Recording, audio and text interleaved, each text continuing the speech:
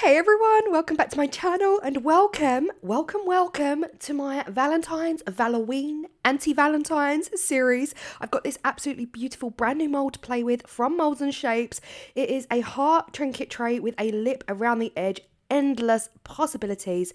CCC10 is my code, but I will directly link the mould below as well. And it's big, like it's a really generous tray. My measurements, yeah, my ruler, sorry, I will clean it. I will one day clean it. The resin I'm going to be using is the Apex resin. Of course, I will link that down below alongside your discount code. This is measurable part A, B, by volume. So I use these calibrated cups and I just make sure I've put equal parts A to equal parts B. Now a little quick something, because so many of you have been messaging me asking me how I am doing. If you watch my home channel, you will know that I recently got a diagnosis of rheumatoid arthritis. Kind of destroyed my life there for a little while. Pretty devastated about it, to be honest, guys, deep down, but I'm doing really well. My hands are working just as they should be now, and all is well. I have finally started my medication and I can only just hope that things are going to get better. So for this tray, again, like I said, so many possibilities. You've got all of your resin techniques, you've got temporary tattoos, UVDTFs, inclusions, glitters, sequins, your blooms, anything that you can possibly do with resin, you can do in here. And let's not forget your inclusions for Valentine's, like keys and polymer clay pieces and hearts and sprinkles and all of the yumminess if you're into that yummy romantic side of Valentine's. And of course, anything else you can do, like, you know, alcohol ink techniques and all of this. What I'm going to be using today, the gold glass pieces from Petra. So if you saw my recent video, you'll know that I got a gorgeous selection of bits from Petra from her Etsy, and these gold glass cut pieces were part of it. And I absolutely knew I wanted to use them in this heart mold all around that absolutely gorgeous rim. So that's the first thing I'm going to be doing all around. Now, at this point, it is quite messy. My intention here is to make sure that those gold glass pieces are only going to be in the rim and not all over the surface, the face of the tray. So at this point, I've just poured a little bit of resin down into the rim and around, and I'm just going to spend a little bit of time sprinkling these. Now, try as you might, you're not going to sprinkle these directly down into the rim of the tray. And this is where I knew I'd have to spend a little bit of time with a wooden lollipop stick or a stirrer, spatula, whatever you have, dragging them back in. And they're quite heavy, so I know they're going to sink. And I know that if I spend some time using my wooden lollipop stick, dragging them back to the sides, then they will eventually go down into the lip and around that lip. I don't care if they're right on the outskirts of the mold, but I don't want them to come past where that wall is. Quite easily done. It looks messier than it is, honestly. Such an easy job to do, easy task. Once you've scraped them back, they pretty much stay there. They're so heavy, they're not going to lift themselves back out and float over the surface of your resin. So yeah, I sped this bit up for you because it was a little bit time consuming, but totally worth it. The problem I have with this mold is the ideas. There are so many possibilities for Valentine's, anti-Valentine's, Halloween, that's the hardest part for me. I sometimes just sit there staring into a blank abyss. Like, what am I gonna, I could do this. I could use those. I've got those. Yeah, I could use those. That's genuinely, when I get a mold like this, that is just a blank canvas and just up to you then to decide what to put in it. That's the hardest thing for me sometimes. Deciding, making a decision. It's like going to a Chinese restaurant, all you can eat buffet. Like, what do you mean I've got all the choice in the world? Or what do I choose? So I ended up going for a pretty Valentine's video in this one. And I'm just using the pink Mica, pink and gold shimmer mica from my set of our Taser mica. Any pink will do, any colour will do. Let's be honest, whatever it is you're deciding, you just go with whatever colour you're doing. But I thought the pink and the gold would really look beautiful together. And this is my first Valentine's video of 2026, so I thought I'd keep it pretty, I'd keep it cute and delicate and all things Valentine's. And that is why I decided to go with the pink. Now, in the other cup, I added some white liquid resin pigment. Now that brought the pink mica down to a beautiful soft pastel pink, and it also got rid of the mica, right? So now we've got two different schemes in here. No idea what these are going to blend like. I didn't pour them into the mould with any specific technique in mind. I just literally chucked them in the mould. Let's chuck them in, blend them together and just see what they do, right? At the end of the day, I want a pink tray and whatever they do is going to be fine with me. The rest of that leftover resin I poured into the cup. After a couple minutes, I decided to add in a bit of white. Again, no real reason why. I wasn't following any particular technique that is currently out there. I just had a little bit of resin left over and I didn't want to waste it. And I thought, you know what, let me just chuck a bit of white in there and just see what it does. And newsflash, it didn't really do much because we weren't really focusing on any particular technique. Now, at this point, I've got my gloves off because I am using my heat gun to heat up the resin to the point where the air bubbles completely go away, but also to get those two pinks blended together. Now, this is where you see me like adding a little bit of white pigment into the dregs, absolute dregs of leftover resin that I've got. I'm just going to throw it in here in spirals and think, let's see what this does. But I didn't. I used my heat gun again to just blow this around, blend this out. And at the end of the day, I want a pink tray, but I didn't just want to use a pink colour to get a basic pink tray. I want some texture in there. I want some depth. I want some visual yumminess when we demold. Otherwise, just use a standard pink paste or pink mica and you'll have a basic pink tray. And that would also be beautiful and work really, really well.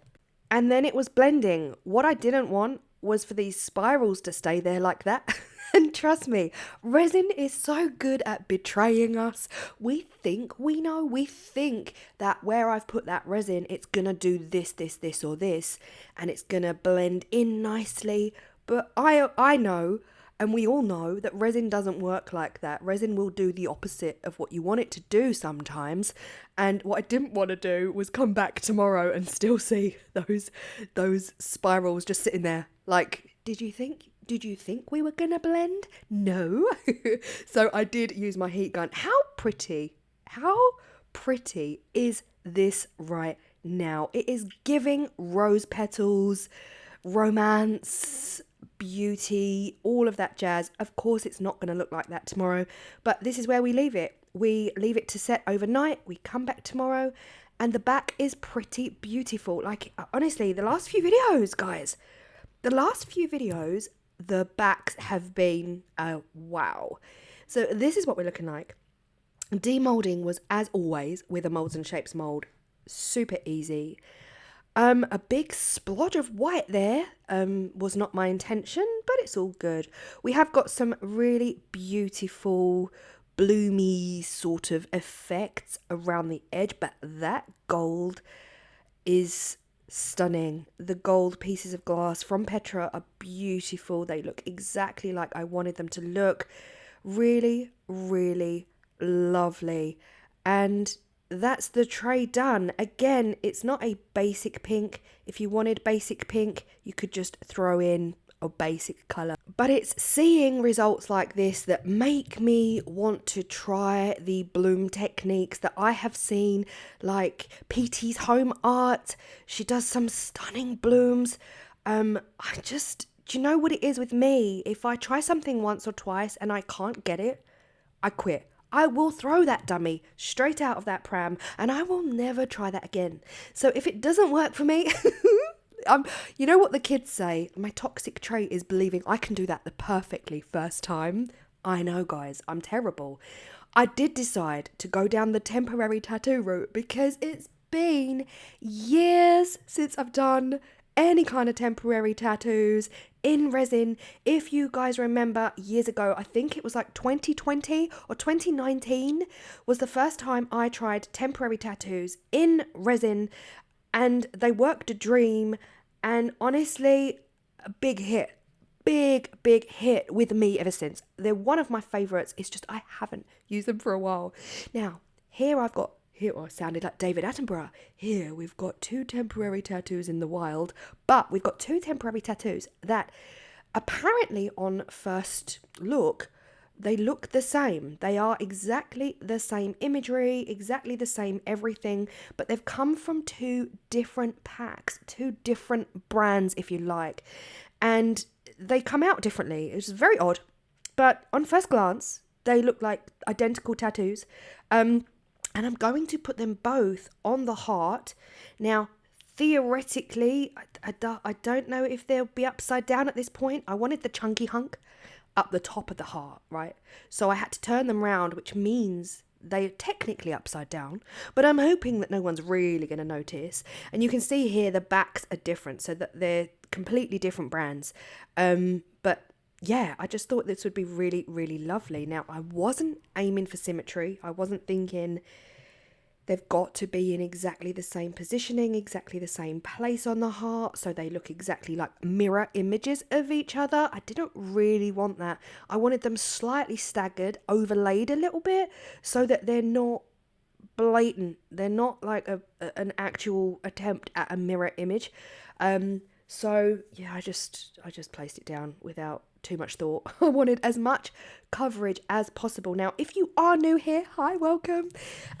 Temporary tattoos that you can buy from Amazon or Shein or Temu or AliExpress or eBay or anywhere else. Temporary tattoos that are designed to put on your skin when you're having some fun. They can be worked with resin quite easily. Now, you can put them directly on your silicone mould and pour your resin on top. It will pick it up. You will then have to put a top coat on your resin though, because they remain sticky. Equally, if you do it this way that I'm doing it, you demold, then you place your temporary tattoos, you will still need a top coat because they will stay sticky. So whichever way around you do your temporary tattoos, the only way you won't need a top coat is if you pour a clear layer of resin into your mould first, let that cure, then do a temporary tattoo, and then finish the mould, right? That's the only time you won't need a top coat. Every other way, pretty much top coat. So at this moment, as you can see on the video, I am saturating those papers with water, just spraying it on pure out of laziness. Couldn't be bothered to go and get a sponge wet because, you know, bathroom's downstairs. And then I'm just gently sliding them off. My advice is always and will be always slide the paper off. Don't pull it up because you risk leaving some pattern behind or ripping up the tattoo.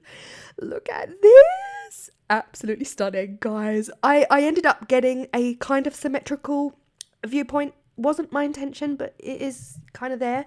If you look really, really closely, you can see a little bit of a design difference. Some of the leaves on the left-hand side, like this tattoo, some of the leaves are quite deep and dark and black, whereas the ones on the right, they're a little bit thinned out. They're not so inked and pigmented, but stunning, stunning, stunning. I will honestly eat, sleep, breathe temporary tattoos forever. Against pink, there's something special about them. This is a romantic tray, a beautiful, pretty, feminine, romantic flower, bloom, temporary tattoo tray with a gold edge. Like, say that in one breath.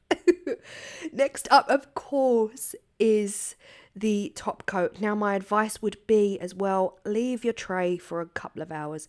Make sure that that temporary tattoo surface is 100% dry from any water spray before you lay down a resin top coat. So again, I'm using the Apex. I'm just going to heat this up, blow this around with my Let's Resin air gun, guys, heat gun. Let's resin heat gun. Blow it around. And I do spend some time doing this. The reason I take so much time doing this part here is because I want the most crystal clear mirror-like reflection. Now, the Apex resin is pretty clear resin, but it really depends on the temperature of your room. It's with any resin, really. My room had been quite cold, so I'd only recently put the heating on. So I really wanted to heat this up to make sure that not a single air bubble was going to be visible afterwards, because I love this. I absolutely love this. We won't be doing such cutesy lovey-dovey mushy Valentine's necessarily from now on, but we are definitely going to be doing some Valentine's because there's fun to be had for sure. 24 hours later, this is what she's looking like. She's absolutely gorgeous. Perfection, if I do say so myself. The mould, stunning. Moulds and Shapes, thank you so much. Guys, I am a Moulds and Shapes affiliate and the link will be down below. I do earn commission at no extra cost to you. So again, thanks to Moulds and Shapes for sending this over to me. It's a beautiful mould with 1,000 possibilities. And that's what gets me excited. I will see you all in the next video. I hope you feel inspired. Remember, hashtag Claire made me do it. And you're also using that hashtag because you've been to the craft store and you've bought too much stuff, guys. So you can use that hashtag. Just blame me for everything. I live too far away from your other halves and your partners for them to have a go at me. So hashtag Claire made me do it. I will see you all in the next video. Bye.